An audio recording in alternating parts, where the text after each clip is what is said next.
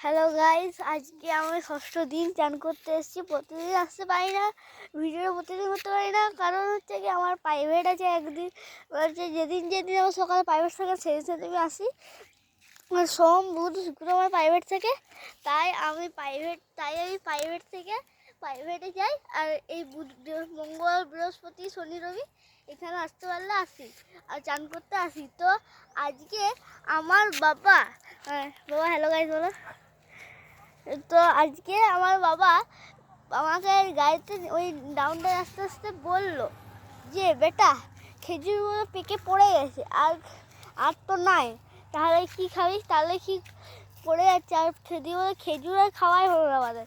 দিয়ে বাবা খেজুর এখন পারবে খাওয়ার জন্য। তো তো বাবা এবার একটা ঢিল দিয়ে ছুঁড়বে। তো দেখো বাবা এই পাথরটা তুললো, খেজুর গাছে মারবে। আর এই দেখো অনেক কতগুলো খেজুর পড়েছে। ভালো দেখাচ্ছি খেজুর। এই যে দেখো খেজুর, ভালো খেজুর গাছ থেকে পড়লো এখনই।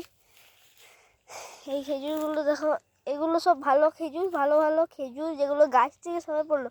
আর এগুলো যেগুলো মাটিতে কিছু কিছু পড়ে আছে, যেগুলো আগে পড়ে গেছে দিয়ে খারাপ হয়ে গেছে, এগুলো সব ভালো ভালো খেজুরগুলো আমাদের ভাগ্যে পড়লো। ঠিক আছে, তো আজকের ব্লগটা এত বলছি।